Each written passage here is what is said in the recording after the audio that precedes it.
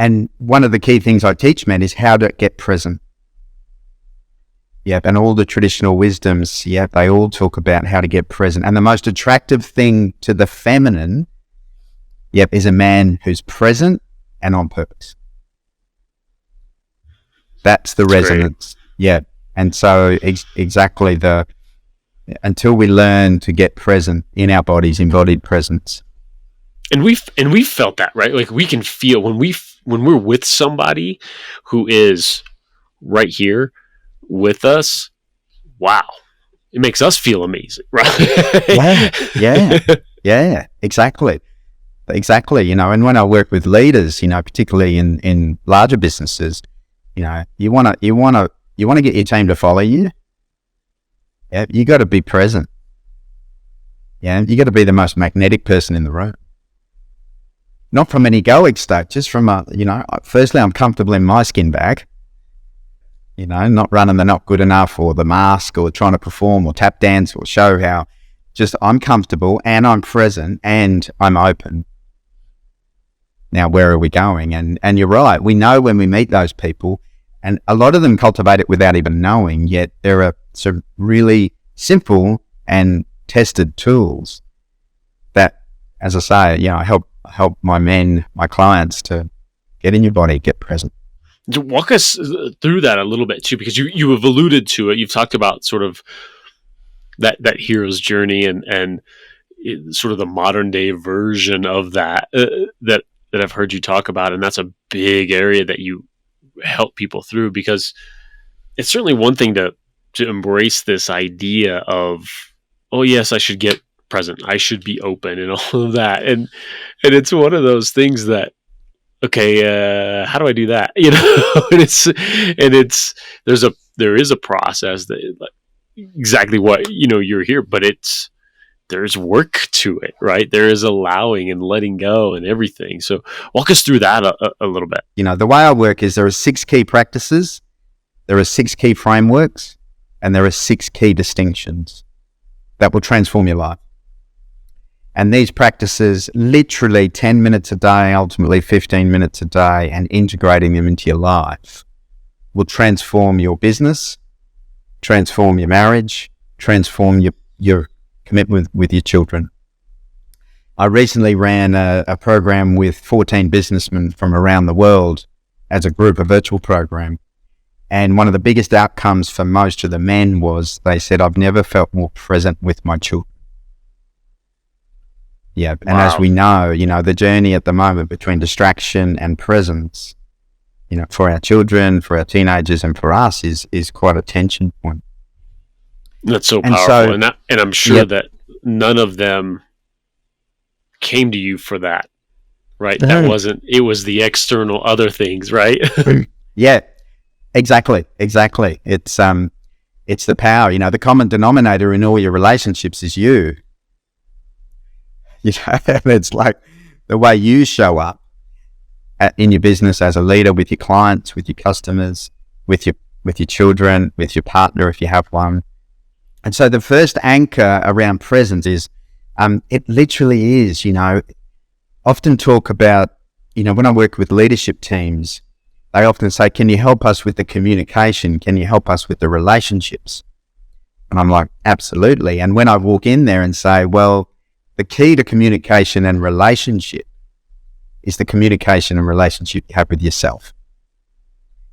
And normally that's when the CEO goes, oh, bugger, I've got to go with him because they want me to do it to the team, fix the team. And so going back to presence, the communication with yourself is we have 80,000 thoughts a day, and most of them are negative. The fundamental thought every human being I've met, somewhere in their subconscious, is I'm not good enough. I'm not good enough because I'm not valuable enough. And we know now through the neuroscience, we know the distinctions around the subconscious mind, that this is the fundamental driver. And so I talk a lot about, if you really want to get present, it's the head, it's the heart, and it's the Hara, or the Dan Tien. And there are activation points. But just at a thinking level, Jason, just that inner critic, that chatter, that takes you out of presence. when I work with leadership teams, I talk about unbiased listening. How many times have you listened to somebody, and you're an expert at this, without this going, what do I say next? What should I do? What about that last question? This is a good idea. What about, but I'm not good enough. He's too smart. It's like, that's not going to get their attention. So these practices are about unwinding the mind. Our minds are wound up. Yeah, our thinking is in overload. It's not good or bad. It's just, the Hindu saying is our thinking mind is a fantastic servant. It's a terrible master. Yeah. It is. It's constant analysis. It's constant. And again, the default for us is us. It's pointed back at like, how am I coming across? What do they think about me? What am I? What am I going to say now? Exactly. So when it comes to presence, with some simple practices, the first, it's all about your relationship with yourself. Yeah, and starting to get to know yourself. Who am I in the world? Who am I? Yeah, how do I show up? Is my behavior aligned with my values? All of the normal inquiry that a lot of people do with their coaches, with their teachers, with their church, whatever that might be. And then it comes to the heart. And the interesting thing with the heart is, so on the hero's journey, one of the biggest transitions on the hero's journey is the father-son relationship. Yeah. And it's such an important initiation. And so the hero's journey, the fundamental desire of the father, and if you think about your father, my father, yeah, the fundamental desire of the father is forgiveness. They did the best they could. And, there's a lot of dysfunction out there. We know, a lot of boys have been raised without fathers. Yet when you really come from that place, it's not accepting or condoning their behavior, but it's at the deeper level understanding somehow they did the best they could. And forgiveness comes from the heart. To forgive is to give up the judgment of ourselves, of the relationships, but particularly the father-son on the hero's journey. And the son's deepest desire on the hero's journey is to be seen. I just want you to see me for who I am, for my magnificence. And as you know, that's normally a tension in the father-son relationship. And to be seen, we then move into compassion and courage. And courage, the word courage, coeur in French, C-O-U-R-E, it means the heart. That's where courage is. And that's the hero's journey. Like when we hear the calling and we are willing to face our shadow. Yeah, we've got to do the head work and we've got to do the heart. And fundamentally, energetically, it's letting go of the judgment of the father we thought we should have had, could have had, would have had. Yeah. And again, not condoning the behavior, just going, okay, I can let go of the judgment. It's like whatever story he has, it's like, it's just his story. Because hanging on to it, again, as you know, that great quote of, getting angry and resentful with someone is like drinking poison and expecting them to die.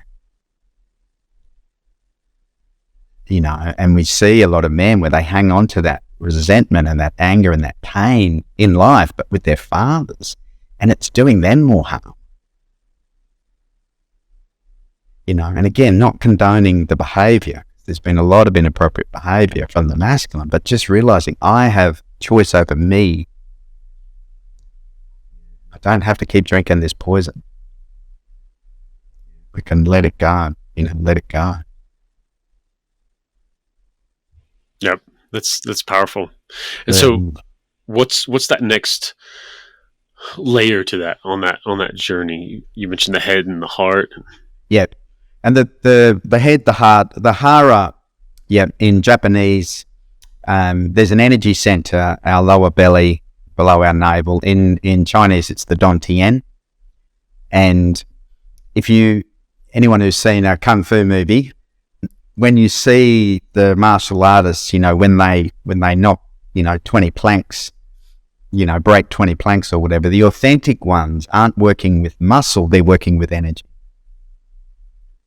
So our power center literally is an energetic center that sits in our belly. This is the place that gives us our intuition, our instincts, our gut feel. And when it comes to purpose, when it comes to the masculine, so many of us are cut off from the neck down, and we just live in this pinhead of thinking. Instead of realizing this is a servant, this can be opened, and I can start to trust my instincts as a person and as a man. What's my gut telling me? What's that first little whisper? When you get quiet with yourself, what's the guidance here? What's my truth about this?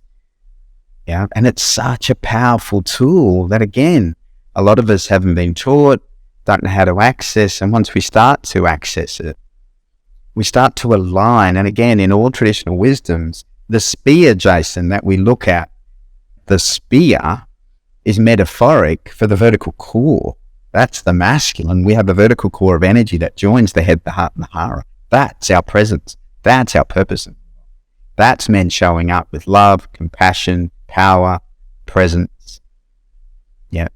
And it takes an openness, it takes an awareness, and it takes that real presence, which, excites me when I can really see and feel men who connect with those three different aspects of themselves. The other interesting thread with the Hara, with the gut, the intuition, is our thinking mind is constantly moving. Thoughts come and go, Our feelings are constantly moving. You've got to do the emotional intelligence, But our intuition, our knowing, our Dan Tien is ever stable. That's where we get to experience stability, presence, spaciousness, groundedness, getting in our bodies and getting grounded.